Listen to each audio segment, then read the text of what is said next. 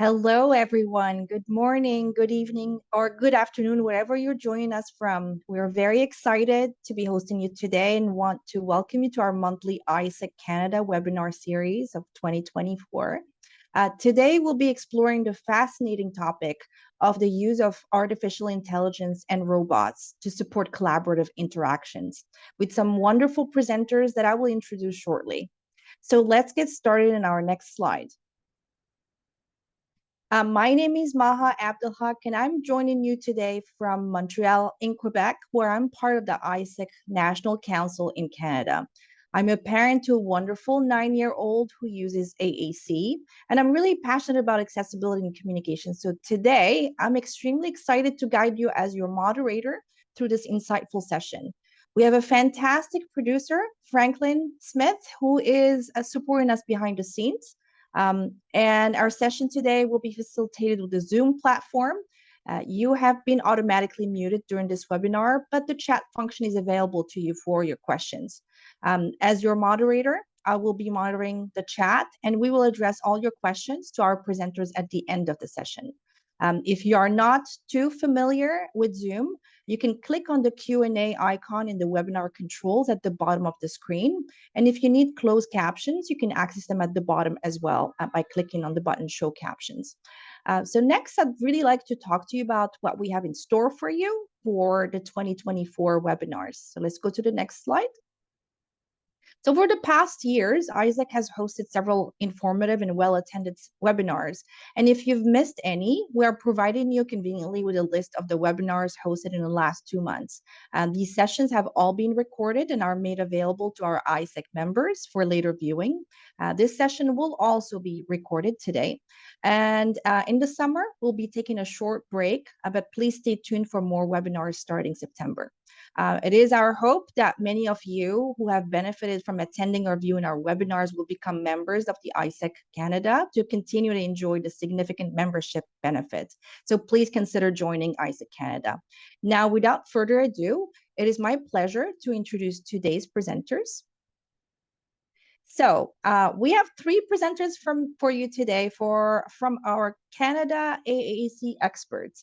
The first one, I'll start from left to right. So we have Paulina Finak, who is a PhD candidate at the School of Rehabilitation Therapy at Queen's University. She is a speech-language pathologist with 28 years of experience working with children with disabilities.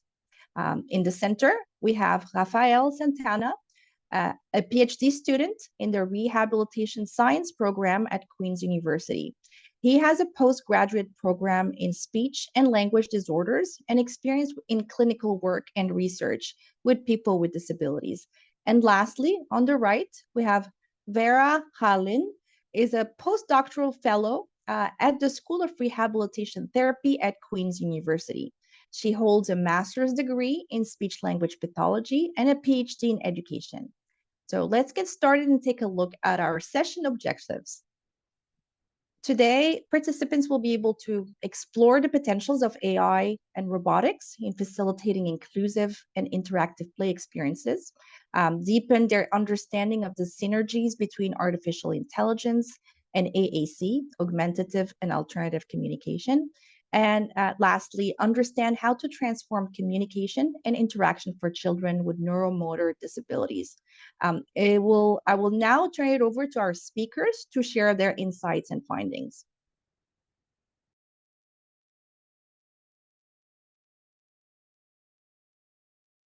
Hello, everyone. Can you hear me? Okay.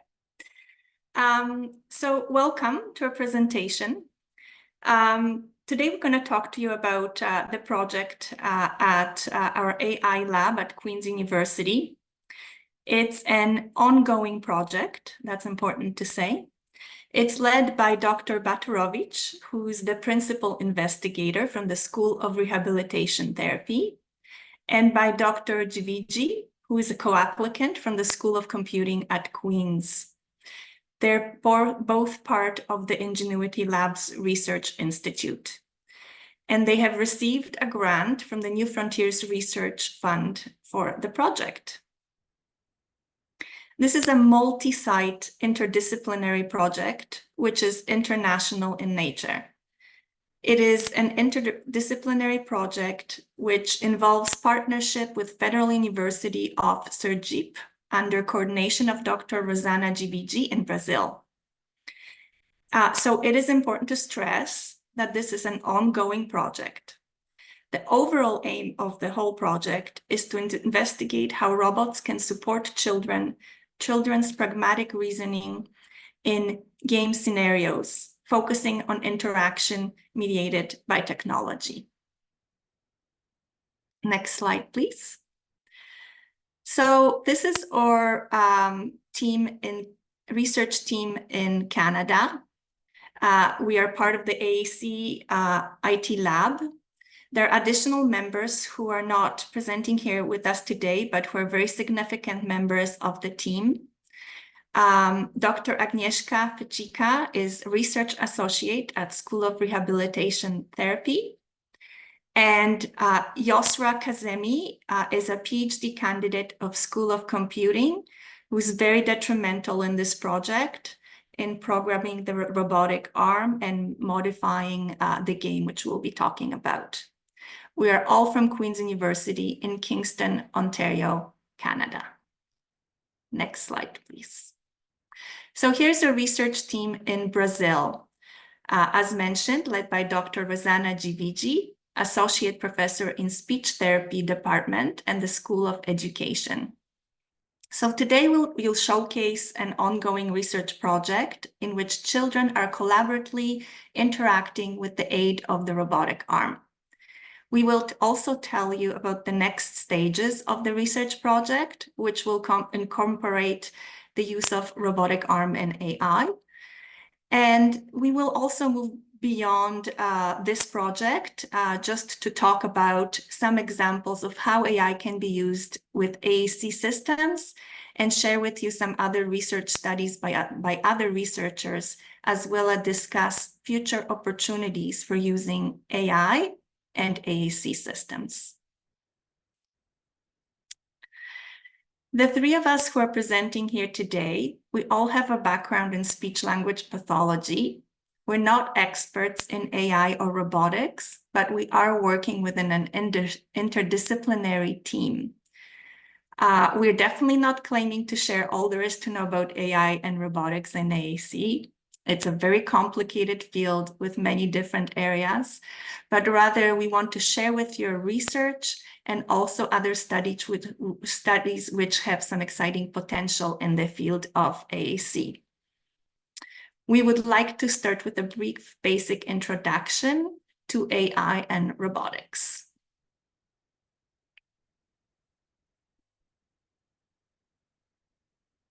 So in today's world, we're continuously bombarded by news about artificial intelligence, and we certainly hear about the great promises of AI and all that it can do for us. We hear about the first human brain chip implants by Elon Musk. We hear about spinal cord rehabilitation, as well as OpenAI and ChatGPT. And as all this is taking the world by storm, the question that is in everybody's mind is, what can AI mean for the future of AAC? And in spite of all this excitement and all of this hype, we always also hear and worry about the negative impacts of AI. For example, Humana, an American for-profit insurance company, was sued for using AI to deny care to its clients. And the truth really lies somewhere in between. AI has definitely fantastic promise in rehabilitation. However, it has to be well managed. Furthermore, its success is based on the information and data that is provided to it. There's also growing concern about the ethics with AI. Currently, there's a lack of standardized guidance around AI governance. When thinking of the future of AI and how it is used in AAC, the focus needs to stay on dignity and inclusion and empowerment, which have been the key concepts in AAC field in development of assistive technology tools.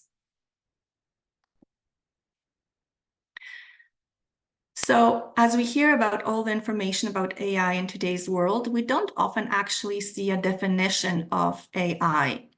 And the definitions can be complex, but I'm going to give you a very simple one. Artificial intelligence can be defined as the capability of a machine to imitate human intelligence.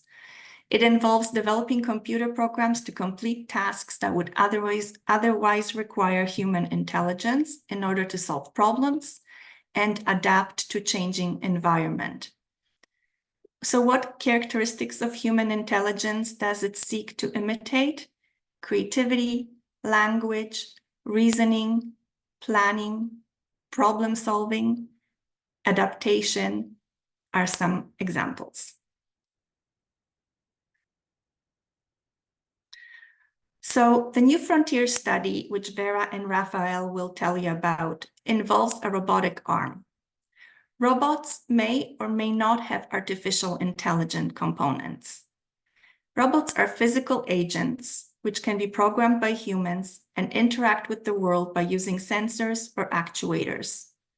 For robots without AI, the task does not require any intelligence. The study we will tell you about today uses a robotic arm without AI, but non-AI programs simply carry out defined sequence of instructions. However, our future studies and the next steps will apply the findings from our study to use a robotic arm with an AI component.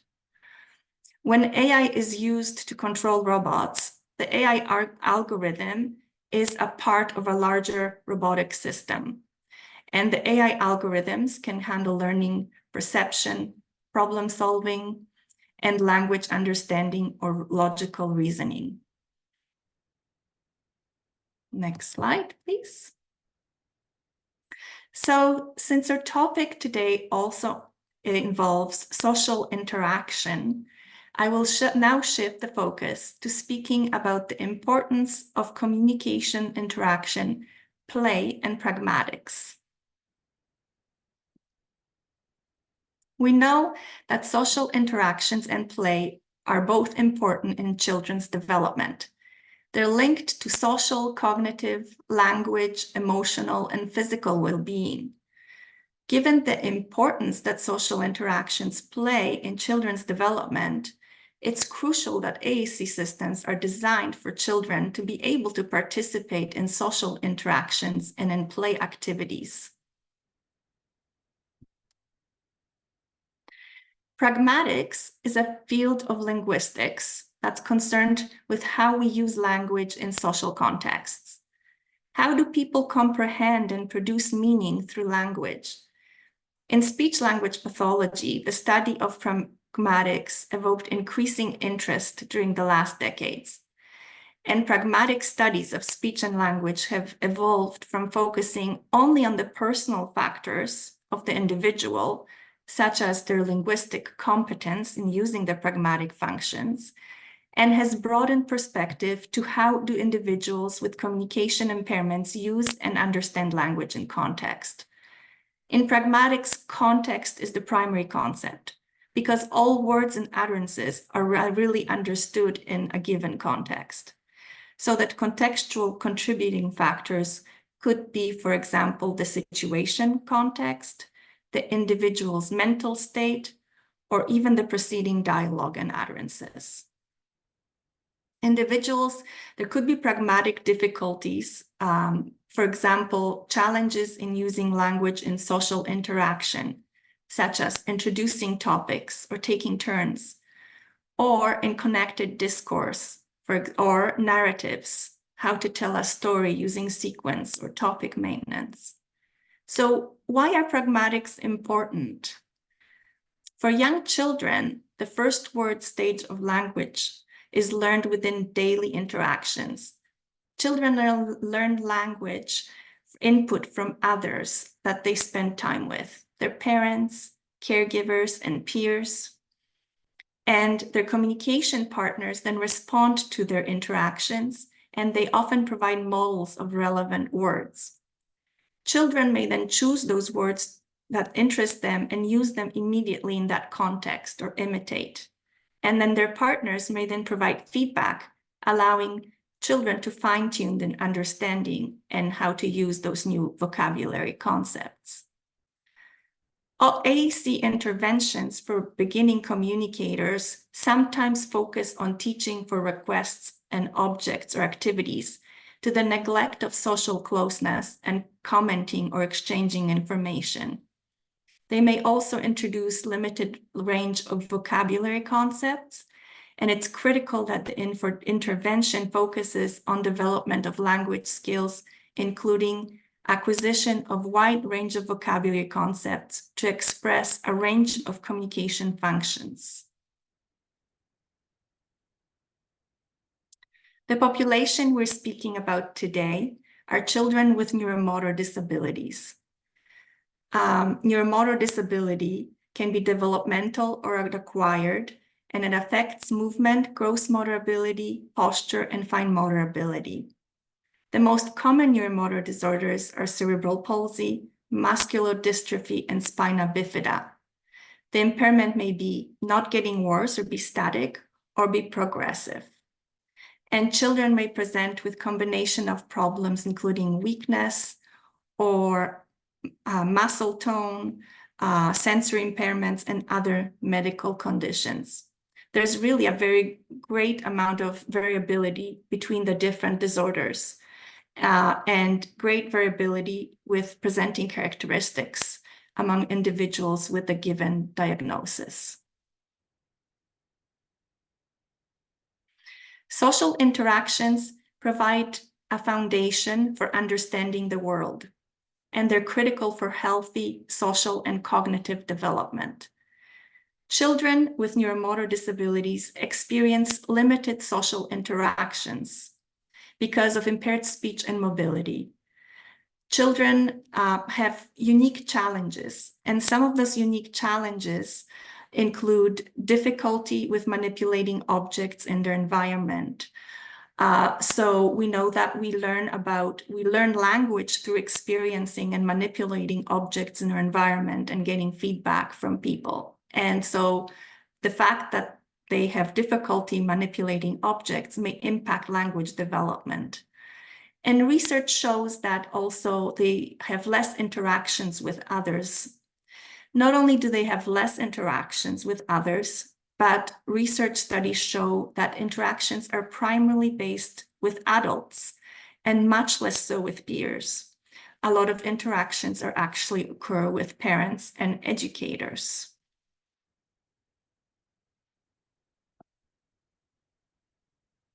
So we will now move to discussing the research study involving the robotic arm. And Vera and Rafael will share the information about the study along with the various stages of the study. Thank you, Paulina. Can you hear me well?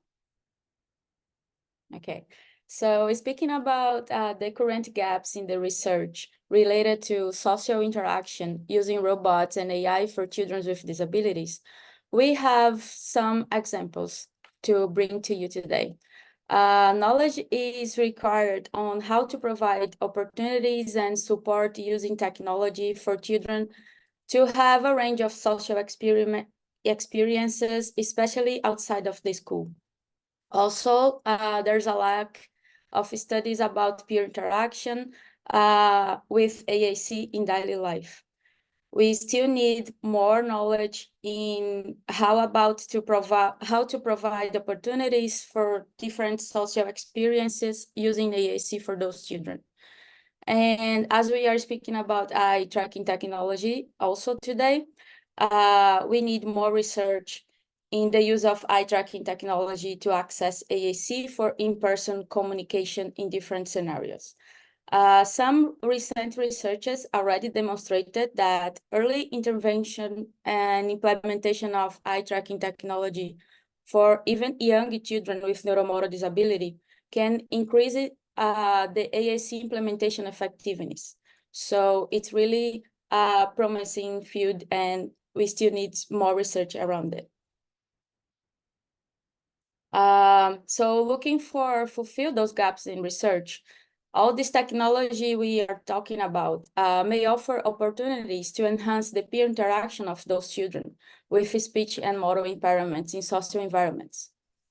So for example, high technology communication devices with eye tracking, which is, for those who doesn't know, eye tracking technology is an infrared camera that can read our routine movements, and it allows us to control a computer or an electronic device just using our eyes movements. So and also it can be connected to an AAC communication system. So those children with severe speech and motor impairments can easily access computer to communicate. And also we have robots that are machines capable of carrying out complex series of actions automatically. And we have AI that can be focusing on creating system, algorithms, and technologies to enable machines to perform and learn tasks that typically require human intelligence. So imagine all these together, robots and AI and eye tracking and AAC communications devices that could potentially enhance children with severe and motor impairments peer interaction. These technological advances can offer those children to enhance their autonomy and yet their potential benefits for their development in solving problems, communication skills, and contribute to their social and cognitive development.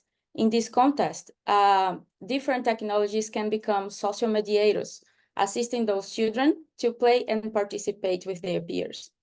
In this research, as the technology we mentioned, we are using eye tracking technology to control a game software and a robot arm that will interact with participants, moving the pieces of the game after they choosing with their eye command.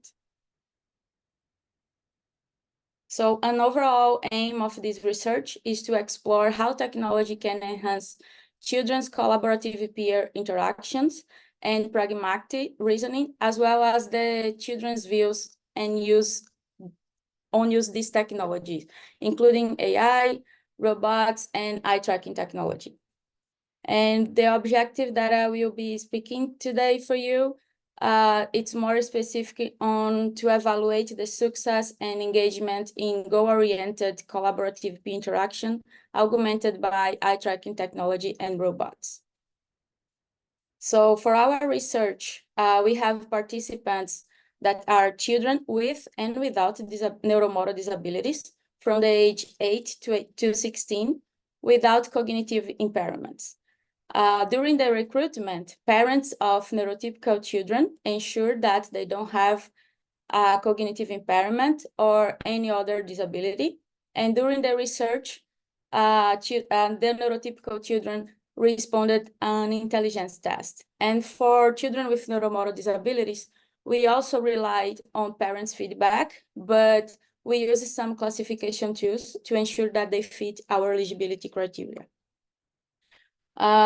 So we use the KeyBit tool, which is the Kaufman Briefing Intelligence Test, the second edition, which is a brief, individually administered measure of verbal and non-verbal intelligence. But for this research, we just applied the non-verbal intelligence test with neurotypical kids.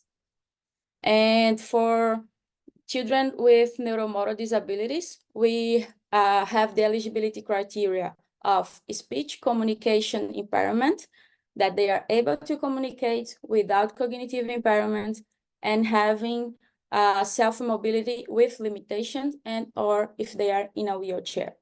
So for classifying those children and recruiting those children, we used some classification tools to evaluate their motor function and their communication function. For evaluating motor function, we have two tools. One is the manual ability classification system, and the other one is the gross motor function classification system. Both we select children in the levels 4 and 5, which means that they have self-mobility limitation or they are in a wheelchair.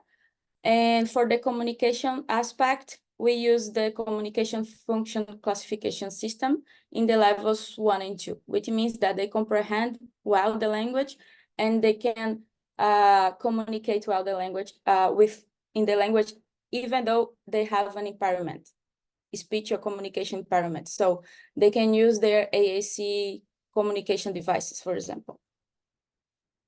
So for this research, we have some materials. We have a quarter game that we adapted for this research, which I will explain in more details later. We have a robotic arm that have the function to move the pieces.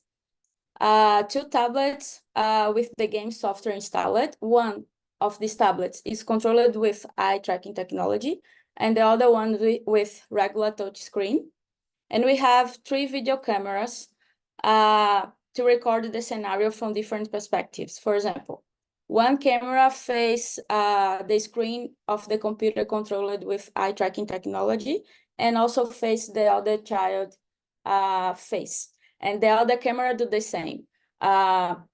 Look is directly to the computer, but also catch the other child eyes, because we want to analyze how they communicate with each other. And the third camera captured the whole scenario. And the other material that we have, we developed an interview guide. So for our procedures in this research, in the experiment today, children come in pairs, but there are some activities that they do individually. First, we explain the research activity and have the consent signed by parents and children as well. And we answer a background information questionnaire, and then we'll do the individual procedures until the time they play the game together. So each child will participate in the key-bit cognitive test in the case of neurotypical children. And right after, we will calibrate the eye gaze for each one of them.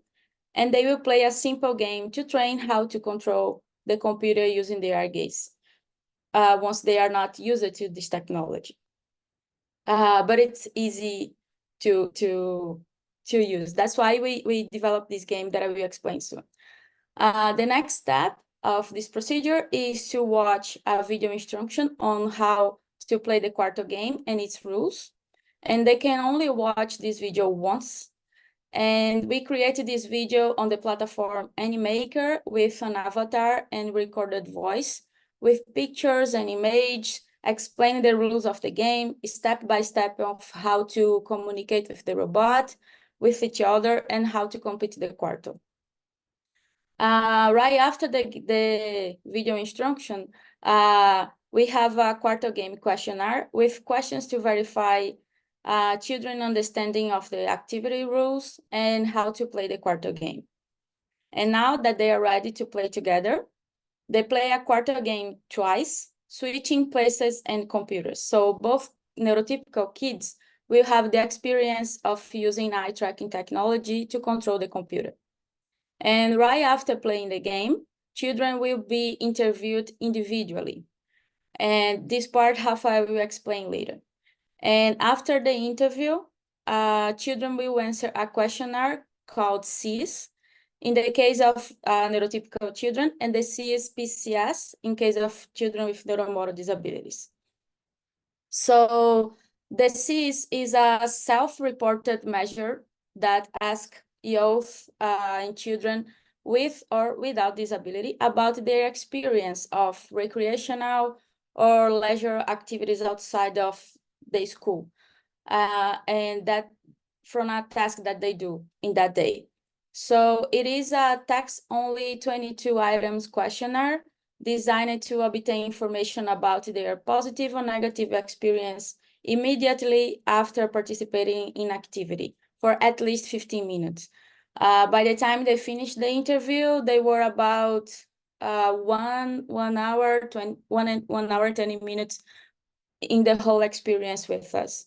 So the CS scales represent 5 types of experiences, which is personal growth, psychological engagement, social belonging, meaningful interaction, and choice and control. And the CSPCS was adapted by a research team with background in AAC collaboration, in AAC with collaboration with AAC users and their parents. So it captures the same content, but with the help with pictographic symbols. So AAC users can easily respond to the questionnaire as well. So coming back a little bit to this is a very important part of our procedure. As Paulina mentioned, we are doing the research in both countries, Canada and Brazil, and we have different realities in both countries, right? So we developed the simple game for children to get used on how to use the eye tracking technology before playing the game in the experiment day. And this simple game is composed by 5 categories in which children have to select elements related to the category. So for example, a house is a category. They will select what belongs to the house, for example, a window or a door. And for all the 5 categories as well, until they are confident on using eye tracking technology to control the device, in this case, the software of the game. But in Brazil, the reality is a little bit different, especially for kids with neuromotor disabilities. So our research team developed a training session for children to get used how to use the eye tracking technology to control computer. And this training session contains 8 sessions. And we used the same pictographic symbols that we are using on the board of the Quarto game. So they will start training with just one big symbol in the middle of the screen where they have just to click to select this piece. And then as they develop and they get used to use the eye tracker, we spread the pictograms and we made it smaller until we get to 16 locations all over the screen. Please. So speaking about the game, I don't know if many people know this game. We didn't know this game before. Quarto game is a strategic board created in France in 1985 by Blaise Muller. And the game contains 16 pieces and a 4x4 board. And the pieces differ in 4 different characteristics. In height, it's tall or short, color, dark or light, shape, square or round, or solidity, hollow or solid, as we can see in the first figure. And the objective of the game is to place 4 pieces in a row, can be horizontally, vertically, or diagonally, that share at least one common characteristic. The twist is that your opponent gets to choose the piece you place on the board each turn. So this has the intention to block your options to complete the quarto. But for this study, we made several adaptations. We changed the board to be more kids-friendly with colors and pictographic symbols, as you can see in the figure 2. And the pieces are colored in orange and blue, but we kept the same pattern of shapes and sizes and 16 pieces and locations and a 4x4 board. And the most important characteristic that we change in the Quarto game used in this research are that for us, the game is a collaborative game. So the players need to complete the quarto together to win, with the objective for us to enhance the children's social interaction. And also it's a silent game. So children will communicate with the robot through computer and with each other using facial expression or through the game strategies. The game has a location where the robot will be the one randomly selecting the pieces for each player turn and physically moving the pieces after the child chooses the location. And Yoshua Kasemi, she's a PhD student for computer engineer collaborating with us in this research, and she developed the Quarto game software, which is installed in each computer and connected with the robot system. The match for us starts with an empty board in both table and in the screen. And the starting player will be chosen randomly by the software. And also the robot randomly selects a piece to give to the player 1, who will use the tablet either controlled with eye gaze or touch screen, to choose a location to place the piece. So for example, the player one choose to place their pieces in the house. The robot so will understand their command and move the piece to the exact location. And the same happen with the player two. The robot give a piece for them and they will select the location. For example, another location could be book. And the robot will understand and place the piece in the exact location.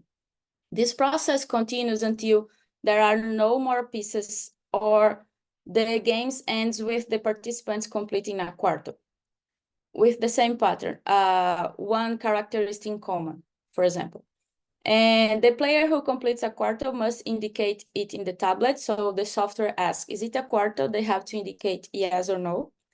And the game is considered over and they are both winners. If both players do not identify the winning situation, which is a quarter, the match continues until a new sequence is reached or until there's no pieces left. And also the match will be ended without any success outcome. So now Rafael will show you how we organize our scenario and each phase of this study. Thanks, Vera. Hello, everyone. Now we would like to share a bit more about our current studies. And this is a representation of our data collection scenario. We have a board of the quarter game with pieces from different formats as introduced previously, a robotic arm, and two computers. One computer is controlled with eye tracking technology, and the other one is controlled with a regular touch screen. And in the first phase of our study, we have two children with neurotypical development playing together. And the study's first phase is to evaluate the study protocol we developed by assessing the success of an engagement in goal-oriented collaborative peer interactions augmented by eye tracker technology and robots. This phase is a very important component of our study as we are exploring children's perceptions of the scenario. We also have some patterns of efficiency and gameplay in a collaborative scenario with some observational data. And after going through the research procedures that we mentioned earlier, the children play the game twice, switching places in computers.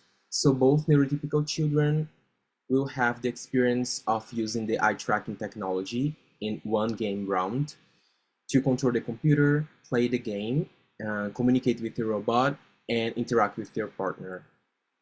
With the data from 60 neurotypical children that we are aiming to collect, 30 in Brazil and 30 here in Canada, we hope to have a descriptive analysis of the pattern of children game playing. And with the combination of the data we're collecting, we can explore if any adjustments or improvements are needed for when we are going to have children with neuromotor disabilities participating in the research. And we are currently in the process of collecting data for this study, as I mentioned before, and we are almost done reaching the numbers of neurotypical children we aimed for participating in the research in both countries. For the second phase of our study, we have only one child with neuromotor disability playing with one child with neurotypical development. And we have the same objectives for this phase. However, we made some adaptations to the structure and measurements based on the first phase of the study. And one of the main differences between this phase and the previous one is that only the child with a neuromotor disability will access the computer using eye tracker technology, while the neurotypical child will access the computer with a regular touch screen. And in this case, they do not switch places and ways of accessing the software, the game, because the child with a neuromotor disability will need the eye tracking technology to access the computer and play the game. They are still playing the game twice with all participants, with this difference that they will not switch places as they did in the first phase of the study. Now we will discuss a bit more about the role of the robotic arm in our research. And the robotic arm plays a crucial role in the research, especially in the context of children with disabilities, being an extension of the children to move the pieces of the game. And the robot randomly selects a piece for the child's movement, waits for the child to choose a location, understanding the child's command through the computer, and executes the command, thereby facilitating the game and the interaction between the children. And after the first move, the robot predicts the future action and offers the other child one option to help them complete the task, which is completing a quarto. It is important to mention that there is no AI involved in this first part of the study, in the first phase. The computer science part of the project, they are collecting data so they can model the reasoning behind the game selection for later studies. And for the game scenario in Brazil and Canada, the game software, the robotic function, the eye tracker, and the game board are the same in both countries. In Brazil, we have a smaller robotic arm, just considering the logistics of the research, since the robot was sent from Canada. And it is worth to mention that both robots have the same function in the gameplay. So as I mentioned before, we have the computers connected to the game software and the robot. And the part that the robot is playing in this research is first, successful reading the child's input. So we integrated the eye tracker in the computer as a mode for interaction with the robot. And this type of technology, as some of you might know, is currently prescribed in Canada, integrated with AC devices, for example, in as well as in many other countries for children with severe neuromotor disabilities. And we aim to assess the success based on established indicators of technology, efficiency, effectiveness, and satisfaction, as well as through interviews with the children involved in the interaction. Second, the robot executes the task intended by a child. So the data collection involved the observation of the collaborative play among children with and without disabilities using robots, and children's interactions are recorded, and we will evaluate the effectiveness of human and robot teaming as it pertains to the quality of the work being performed. And lastly, the robot understanding the child's intention. So in addition to reading a child's input, we also need to assess the intention of the child. So after the robot selects the piece, the child is the one selecting the location for it. And because the task is known to the child, but unknown to the robot, if the robot understands the intention of the child, it will perform the task correctly. For this project, we also have a qualitative component of the study that happens on the same day right after the gameplay. And it is known from research that children's feedback can provide relevant insight to help us understand the impact of technology on their interactions. So the primary goal of this second study is to get a comprehensive understanding of children's perspectives about their experiences and perceptions of robotics and high technology in facilitating peer interactions during a goal-oriented task, including their experiences of enjoyment or fun and their perceptions of the interaction. For example, what was challenging about the experience and what was enjoyable about the experience. We are currently in the process of collecting data for this study as well. And this study includes children who participate in the first study, and both studies are happening on the same day. So right after the gameplay, children are interviewed about their experiences. And given that this piece of the research aims to learn about the experiences of children who participated in peer interaction mediated by technology, we are using semi-structured interviews. Some of the key areas of exploration are the engagement with peers, engagement with technology, the perceived benefits and challenges of the study, and also the component of fun. And each interview usually lasts 30 minutes to an hour, depending on the child's age, comfort, willingness to share. And the interview is recorded using audio and video camera to capture the entire scene and accurately document children's use of technology. So talking a bit more about how we're implementing AAC in this study, initially our research team decided to adapt the board of the Quarto game in the software using graphic symbols to represent the locations, and the pictographic symbols we chose are from the free international platform called Arazak, which is used in Canada and in Brazil. And just to give you a brief overview of the AC scenario of the research group in Brazil, we assist children with different disabilities who are also from a low-income population. And this means that they generally do not have access to AAC or high technology AAC devices, as they have less access to these technologies and they have mostly unaided communication methods. For the interviews from the qualitative component, children with neuromotor disabilities participate in the interviews by answering the questions using an AAC system.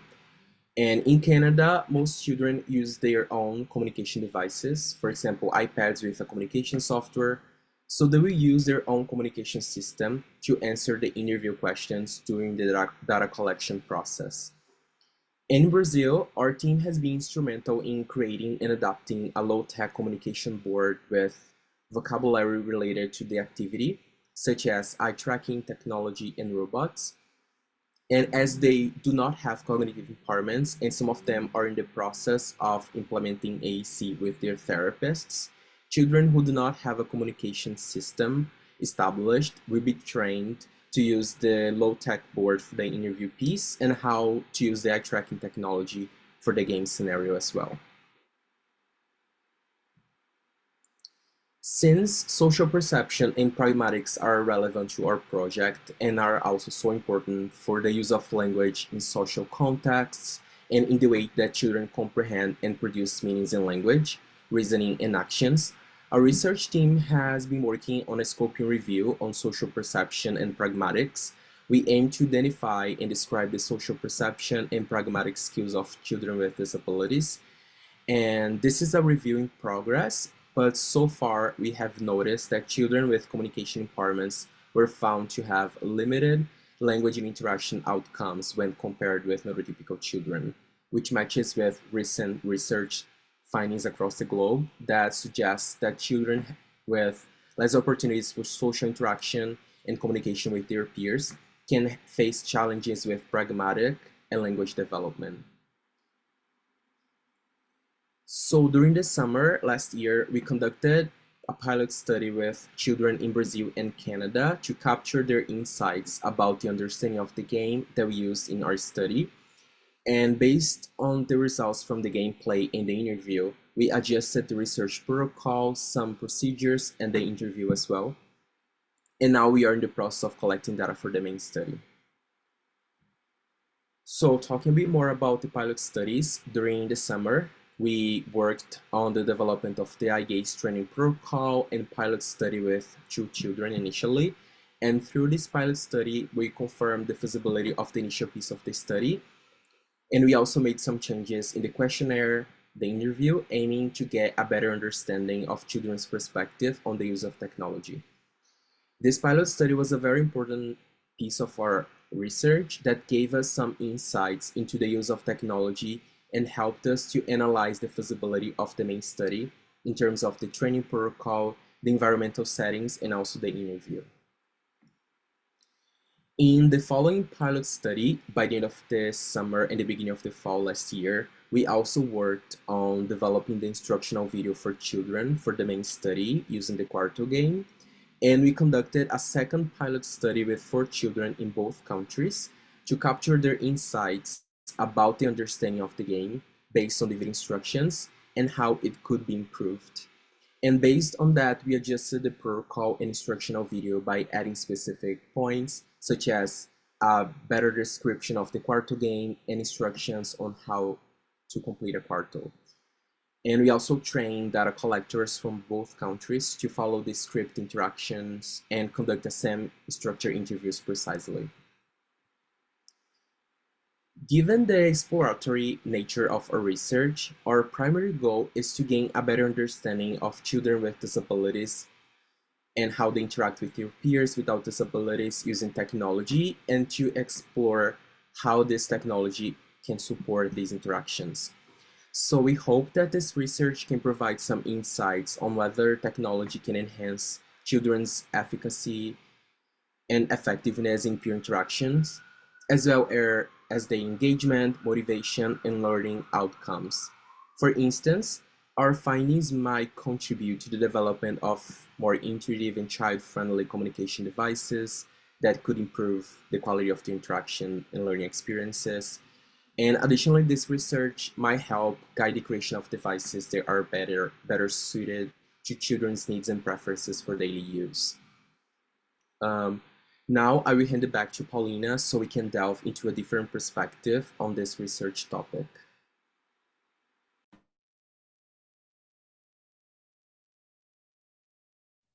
Hello. Thank you very much, Vera and Rafael. So now we're going to move beyond the scope of the New Frontiers project. A year ago, I started a scoping review pertaining to how AI can be used with AAC to help pragmatics and social interactions. And although this review is not complete, because we're doing this webinar, I thought it's a good time to share some of the information that would be of interest for this presentation. So for clarity, I'm not presenting on the results of the scoping review, but rather sharing some of the literature about the topic that could be of interest to you. So first of all, I'd like to start with what we know about AAC systems and social interactions for people with neuromotor impairments from research studies. We know that they take significantly longer to communicate using the AAC systems in face-to-face interactions.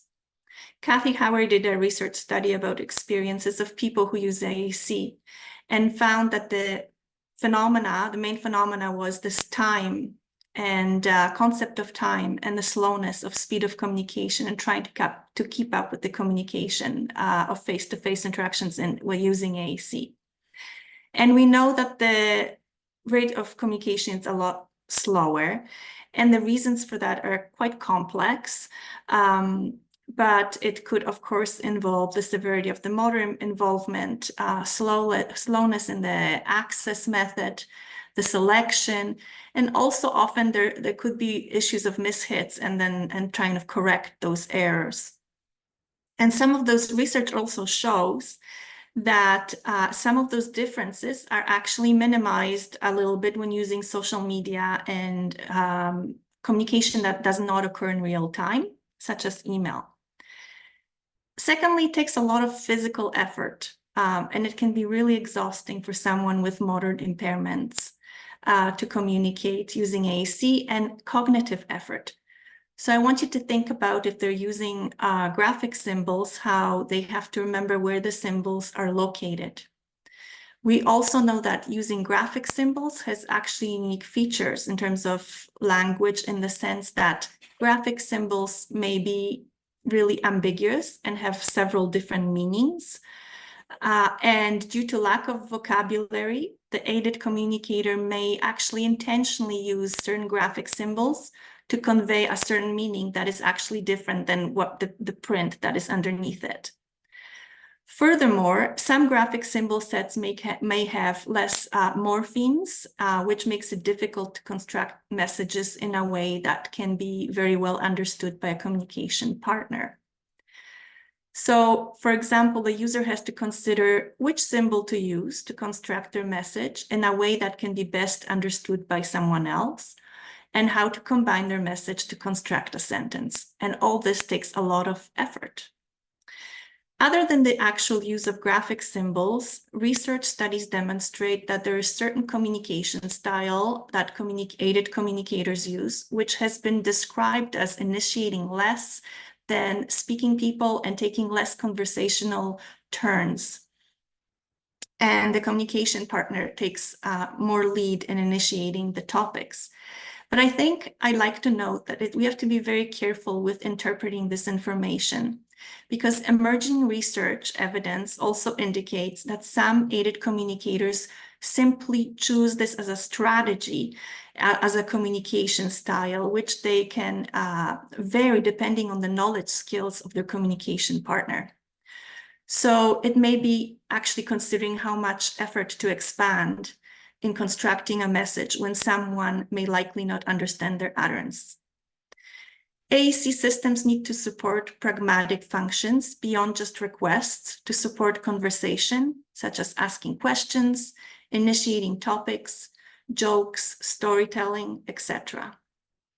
And aided communicators may have limited access to vocabulary. So maybe they're relying on someone to program the vocabulary. Maybe they're depending on the graphic symbols, which can be either less or more extensive, depending on the graphic symbol set that they're using. And sometimes there's also limited access to the AAC systems. So someone may actually need to give access to the AAC system or to start it up for an individual. And all these factors may lead to abandonment of an AAC device. Next slide. Yes, that's right. The goal of designing AAC systems using AI would be to remediate some of those issues. So we want to design systems that would support conversation to make sure that all the pragmatic functions are supported for the purpose of interaction and for the purpose of conversation. Another really important point is actually the point of multimodality. So we know that individuals who use AAC use multiple different ways of communication. It could be body language, voice, it could be AAC system. And when thinking about using AI, it's really important to accept the multimodality. It could be also spelling or various different graphic symbols or even photos as well. And even beyond that, when we think about AI, there's also actually multimodality of using various apps at the same time. So we also want systems that improve communication rates. So AAC users use about 3 to 20 words per minute, and people who use speech use about 100 to 140 words per minute. So there's a huge difference, and we need to fill in that gap. We want systems that decrease physical and cognitive effort, such as access and eye gaze, which was used in this study, versus partner-assisted scanning, which can take more time, less navigation between pages, and less operational requirements. So if I had to sum it all up, I would say we want to free the user from focusing on the operational aspects of the AAC system and to focus on the actual human interaction.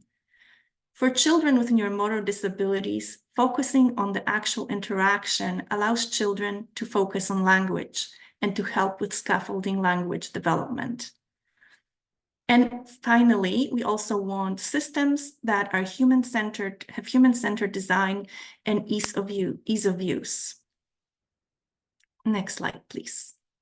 So what are some of the technical components that may be used to remediate these issues?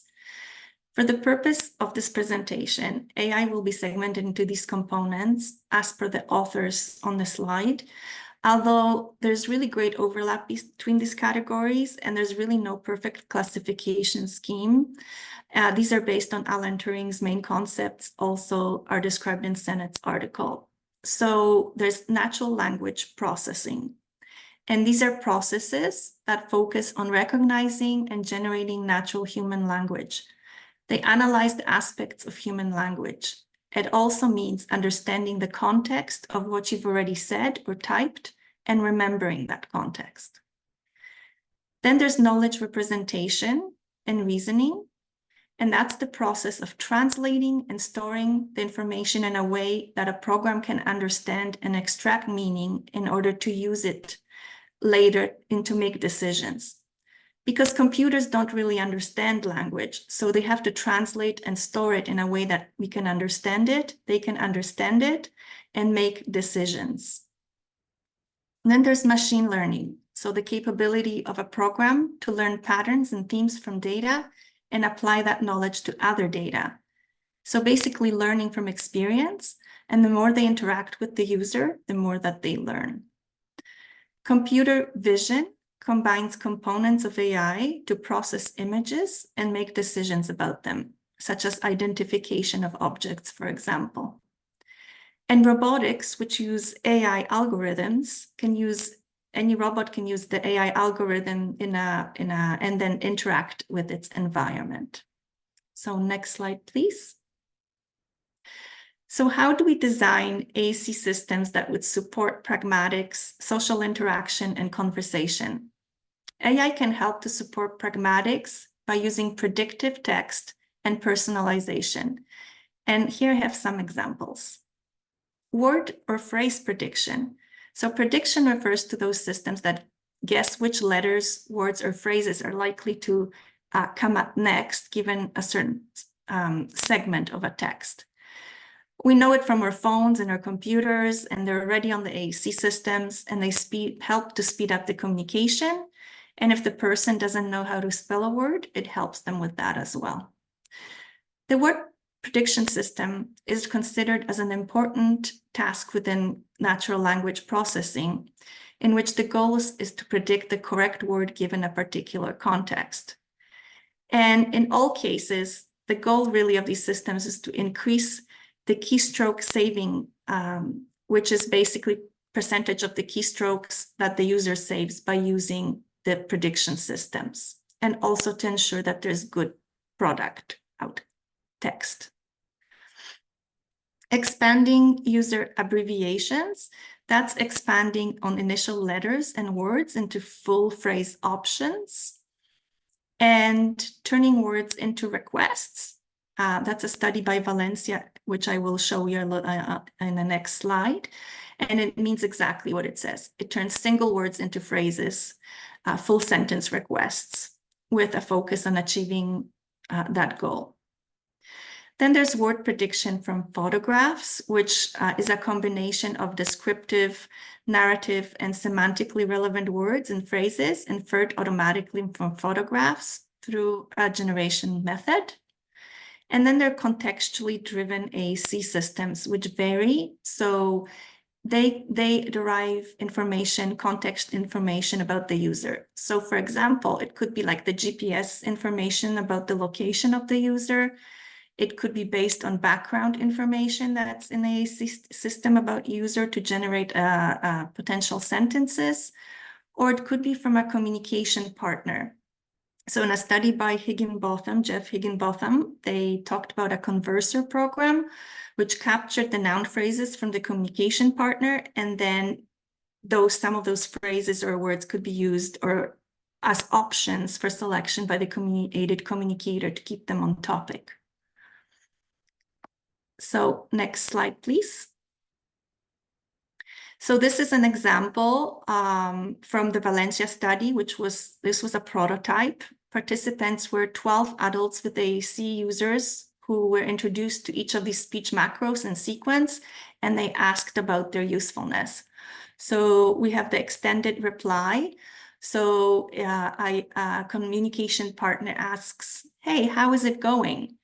And the aided communicator inputs whether types or does a graphic symbol, okay. And then based on that, there's some other phrases that they can select from that are full phrases, like I'm doing very well, thank you, or I'm doing pretty well, okay. And then reply with background information. So here we have on the augmentative system, communication system, there's already some information about the user. So here the information is that the person is from Argentina, they really like dancing and horseback riding, and they like being outdoors. And when the communication partner asks them, do you like dancing? The predictions, some of the select predictions that they have available would be, yes, I really love to dance. It's one of my favorite hobbies, or I go for dancing lessons every week. And then the last one here is turning words into requests. So the keyword is pages. And then one of the selections, for example, is the person could ask for the communication partner to turn the pages for them.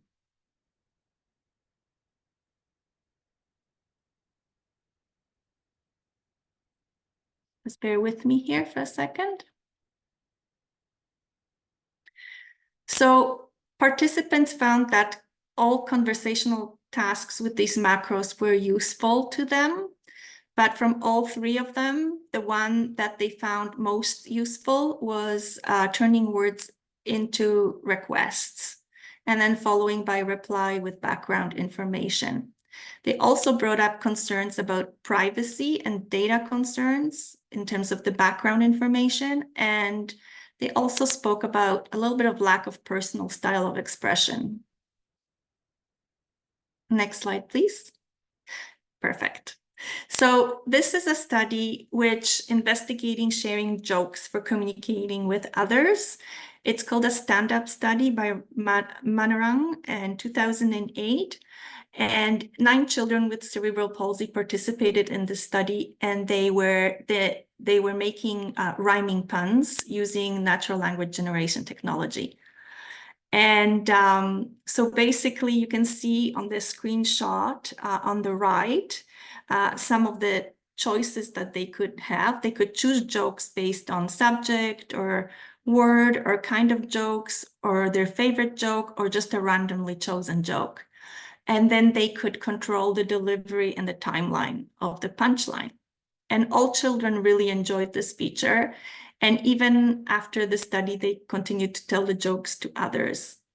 And so the only important thing here is that this did not evaluate the long-term impact on linguistic and communication skills. They did do like a short-term like pre-test and post-test, and they didn't find that rhyming awareness improved, but they did find on the self that there was some improvement in terms of language. Next slide. So what do we know about AAC system and organization layout of vocabulary? There are many different ways to organize vocabulary, and depending on the graphic symbols used, the vocabulary can be either more extensive or less extensive. And sometimes core vocabulary is chosen. We know that children develop also a motor memory. So just like when we use a keyboard and we know where the letters are, children have develop motor memory where the selection is for their graphic symbols.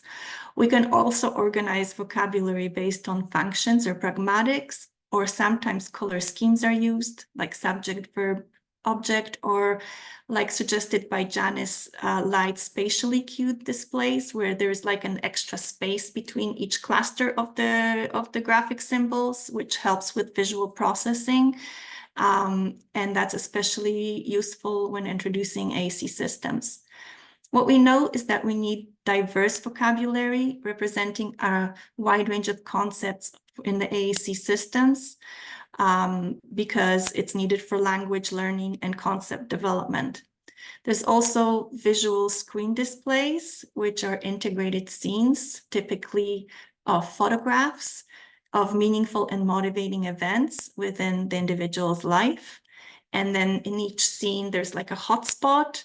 And if the hotspot's selected, the word or phrase is spoken out and may also appear in written text. And visual scene displays can also facilitate language development in children in a naturalistic like context display rather than the traditional grid symbol layouts. And these are researched extensively by Janice Light and her colleagues.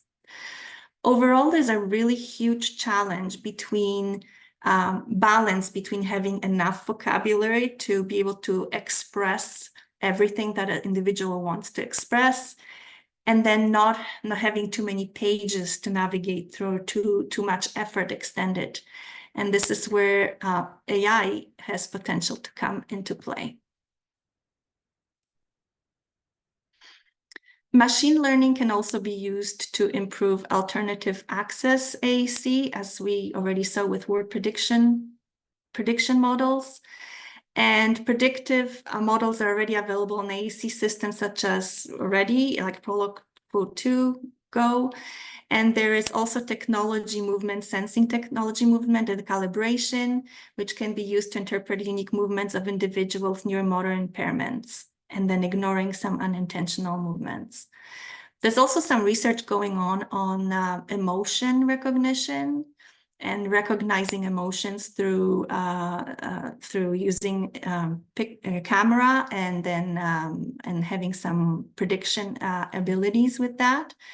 And of course, we all know that AI has been used to improve speech recognition. There is some create personal voice options where AAC users' voice qualities are combined with voice donor to create a voice. and also in multilingual speech synthesis options, which are very important. And for people with the degenerative conditions, they can also use voice banking to use their voice later on the AAC system. Having your own voice is really important for self-identity, and it's important for AAC users to have their own unique voice. And then there's also, of course, eye tracking and non-invasive computer interfaces, which make communication more accessible for users. Of note is that there are disparity concerns in terms of accessing these technologies. They're expensive and they need to be made available to individuals and communities with limited resources. Next slide, please. In terms of using computer vision, there's some potential in terms of using the visual scene displays and using computer vision to recognize the image and maybe construct new scenes based on that setting, and also gathering photos along with language processing data to suggest words. Next slide, please. So a lot of the prototype research is conducted in the lab setting, and some studies occur in the natural context, which focus on pragmatics. And I wanted to share with you this study where the goal was for children to be able to share their story about their day. And the technology was used data to text, tagging people and locations at a school setting. So they were tagging the locations. They were also using photos from the environment, and staff would record what was happening during the day. And based all that information together, the child was presented choices of sequence of sentences about their day. And then they could tell about their day, and they could skip certain phrases, and then they could select certain phrases.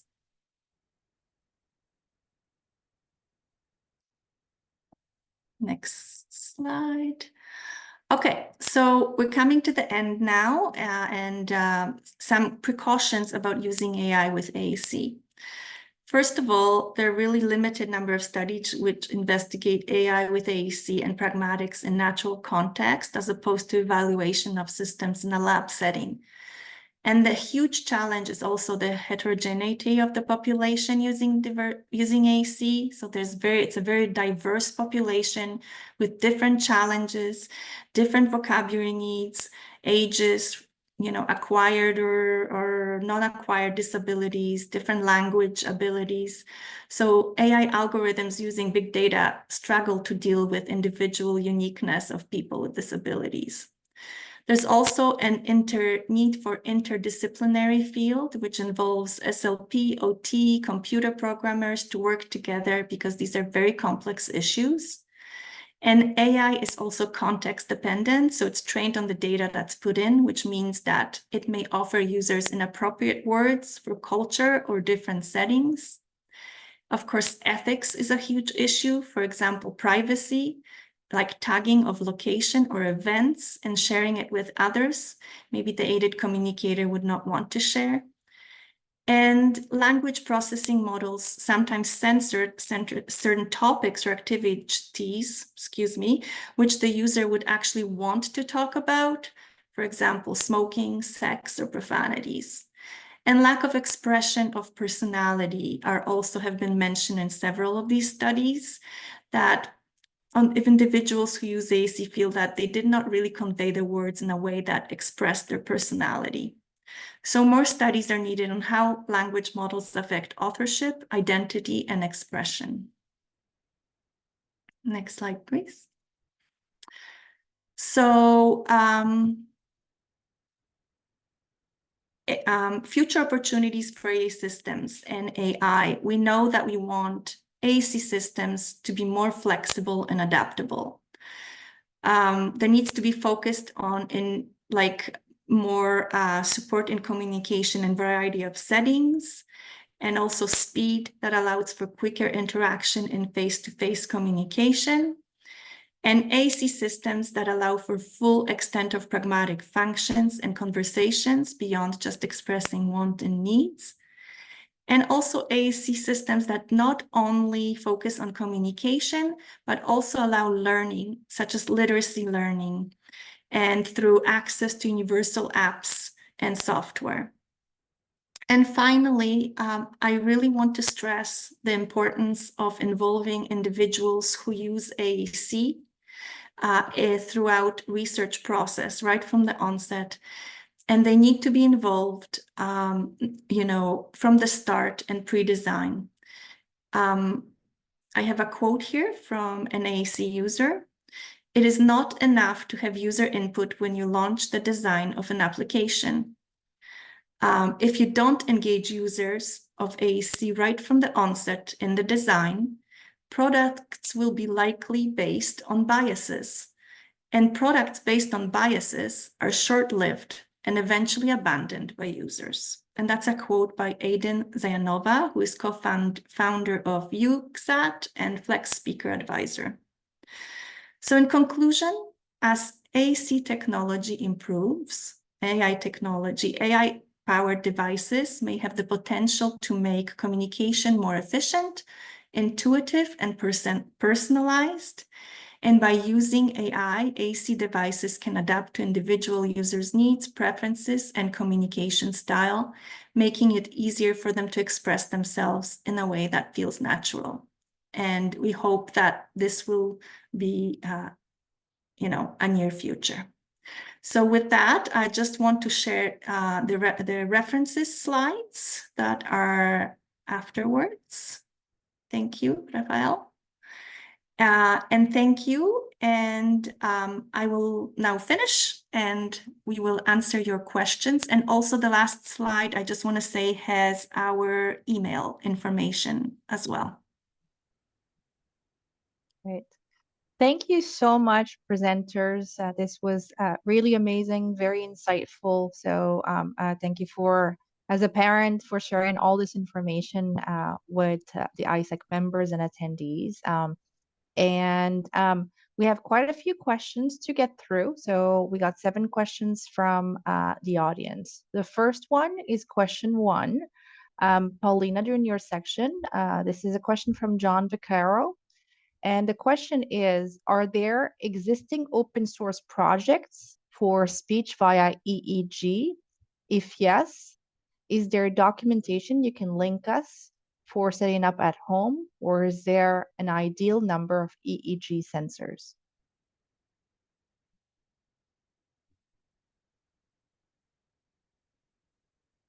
Who would like to answer this?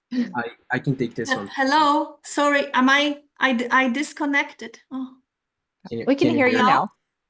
Oh my Paulina, goodness, I'm so sorry. You're good. I got disconnected. I'm back. Do you want me to answer that one? Sure, go ahead, Rafael. Okay. So yes, there are several open source projects focused on decoding speech from EEG signals. And I know about Vox EEG, that is an open source. It's not specifically for speech, but it can be used for that. And there is another one called Stereo EEG to Speech, which is very specific for speech and can be used as an open source. And about the ideal number of EEG sensors, I would say it can vary depending on the complexity and accuracy required. So for example, for speech and decoding tasks, using around 64 sensors is more common, as it provides a good balance between spatial resolution and the practical aspects of it as well. Thanks for your question. Okay. Great. Thank you, Rafael. Second question is a 2-part question, and it's a question around the design. This is a question from Anne. Her question is, I'm wondering how they are able to test the pragmatics of eye gazer users. And the second part of the question is, and did all the children and robots play the game they showed of moving pieces on the board, somewhat like checkers or chess? Okay, I can take this one.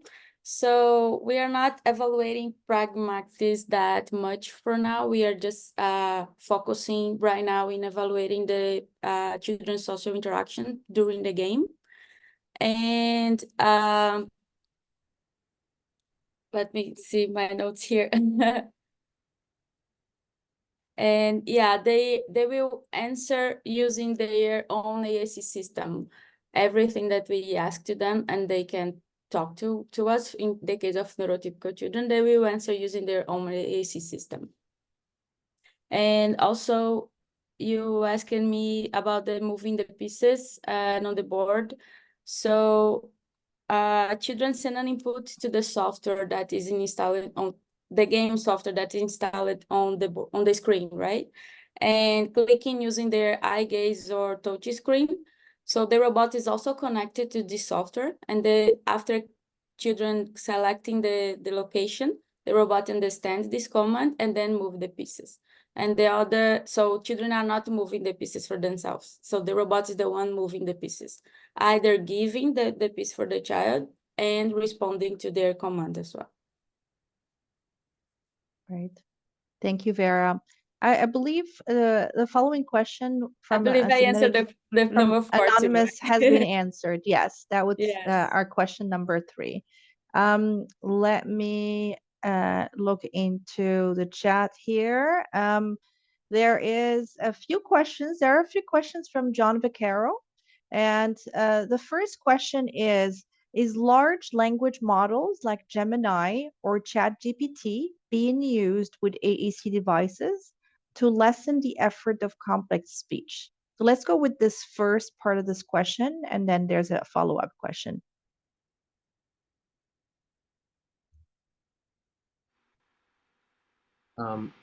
That's a very good question. Thanks for your question. And yes, language models like ChatGPT and Gemini are indeed being explored for use with AAC devices to help to reduce the effort required for complex speech.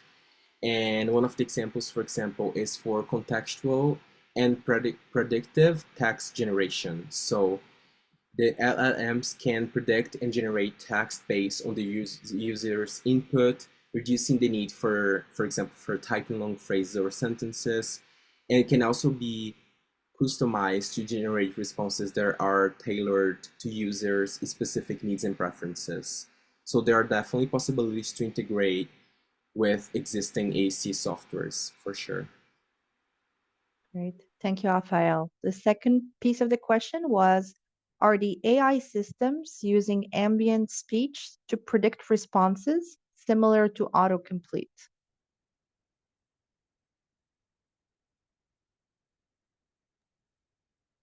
Actually, I'm not sure about that one. Rafael or Vera, do you know? Yes. It could be applied to autocomplete, but it's not necessarily the same. And for example, in healthcare settings, ambient voice technology uses AI and natural language process to listen to and document patients' provide interaction. So yeah, this is a pretty new environment and research. So we still need to get deep on it. Thank you, Vera. Next question number 6. Do the researchers know whether there is any work being done on the use of GPS to facilitate AA users' responses? For instance, if I want into the kitchen of my home, would the food pages pop up? Or if I'm at the playground, I have access to symbols related to the playground. So I guess asking for predictive. So like, yes, so like some of the research that I was looking at, it was based on location, and that's what it was doing. It was based on the GPS of where the child was located. It would give certain words that, but it was like still in the research phases from what I understand. Okay, great. And our last question here from Anonymous. It's more of a comment. I'm also thinking of AI limitations. For example, the AI talking for the AAC user and not truly being the individual's voice. Do you have any comments? I think, Paulina, this was raised during your section. Yes, so definitely individuals mentioned that it didn't have their personality, kind of, that, you know, certain things are predicted and suggested, but not maybe said in a way that an individual would want to say. So I think that's probably what the person's getting at, and I would agree. I think that's one of the big limitations. Great. I believe those were the only questions that came in. Some quite interesting questions. I thank you very much for your time, and I would like to hand it over to our wonderful producer, Franklin, for some closing notes.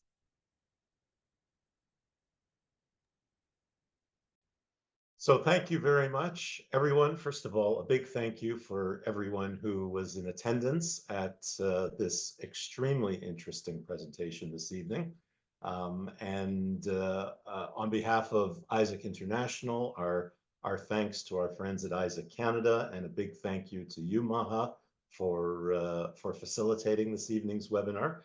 And in keeping with the international nature of the organization, I think this is the first time I get to say thank you to our presenters in languages other than English. So Paulina, dziękuję, and to Vera and to Rafael as well, obrigado.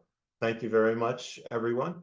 I just want to remind everyone that Isaac is hosting its very exciting virtual event during AAC Awareness Month this October, the Vibes of AAC virtual event. I've put into the chat panel the website where you can go to register. It is still currently the early bird registration period.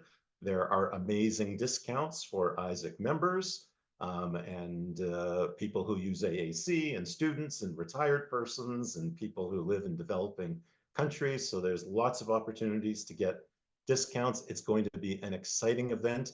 The presentations, our presenters, and a schedule is up online and available for you to take a look at. So again, thank you very much, everyone, for being here this evening. Thanks again to our presenters. Thanks to Isaac Canada, and we'll look forward to seeing everyone at the next webinar and at the Vibes of AAC event in October. Take care. Bye-bye.